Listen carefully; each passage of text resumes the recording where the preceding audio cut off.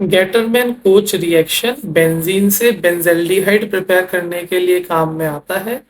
इसमें रिएजेंट है CO plus HCl और कैटेलिस्ट है AlCl3। CO और HCl फॉर्माइल क्लोराइड प्रोड्यूस करते हैं और ये जो कैटेलिस्ट होता है ये फॉर्माइल क्लोराइड में से हमें इलेक्ट्रोफाइल जो कि है फॉर्माइल कैटायन वो बना के देता है। हम आगे रिएक्शन के मैकेनिज्म में समझते हैं ये होता कैसे कैसे है। Steps in mechanism. First step हमारा है CO और HCl का रिएक्शन। ठीक है, अब CO मीन्स कार्बन मोनोऑक्साइड। तो CO में कार्बन और ऑक्सीजन में 3 बॉन्ड होते हैं। कार्बन पे थोड़ा नेगेटिव चार्ज होता है, ऑक्सीजन पे थोड़ा पॉजिटिव चार्ज होता है। तो जब इसका HCl से रिएक्शन होता है H प्लस आके कार्बन से जुड़ जाता है क्योंकि कार्बन पे माइनस साइन होता है।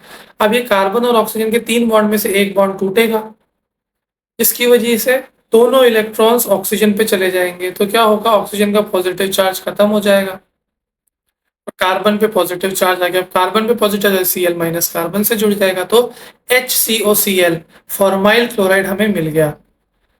अब ये जो फॉर्माइल क्लोराइड है HCOCl ये इलेक्ट्रोफाइल हमें देगा जो फॉर्माइल कैटायन है HCO+। ये कैसे आता है, HCOCl का रिएक्शन लुईस एसिड AlCl3 से होता है तो कार्बन और क्लोरीन का बॉन्ड टूटेगा तो HCOCl प्लस ये हमारा इलेक्ट्रोफाइल जनरेट हो गया। अब ये इलेक्ट्रोफाइल बेंजीन रिंग के ऊपर एरोमेटिक सब्स्टिट्यूशन करेगा। बेंजीन रिंग पे फोकस कीजिए, ये जो 2 सर्कल वाले कार्बन है इस पे फोकस करते हैं। इनके बीच का पाई बॉन्ड देखिए, ये पाई बॉन्ड क्या है, 2 पाई इलेक्ट्रॉन्स है।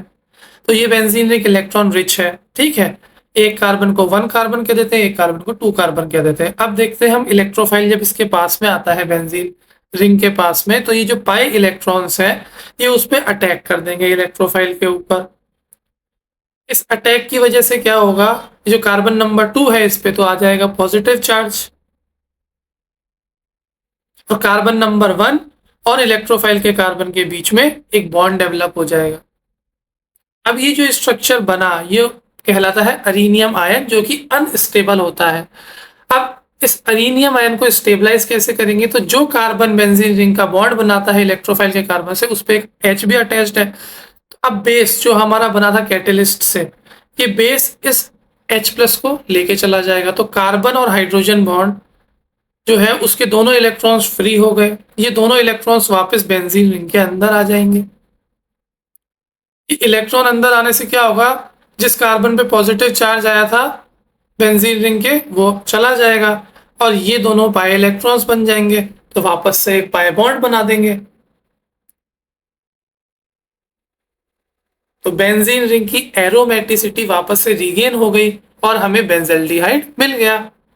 तो ये था reaction Gattermann coach reaction benzene से बेंजल्डिहाइड बनाने के लिए। इसके इंपॉर्टेंट फीचर्स क्या है, ये इलेक्ट्रोफिलिक एरोमेटिक सब्स्टिट्यूशन रिएक्शन है।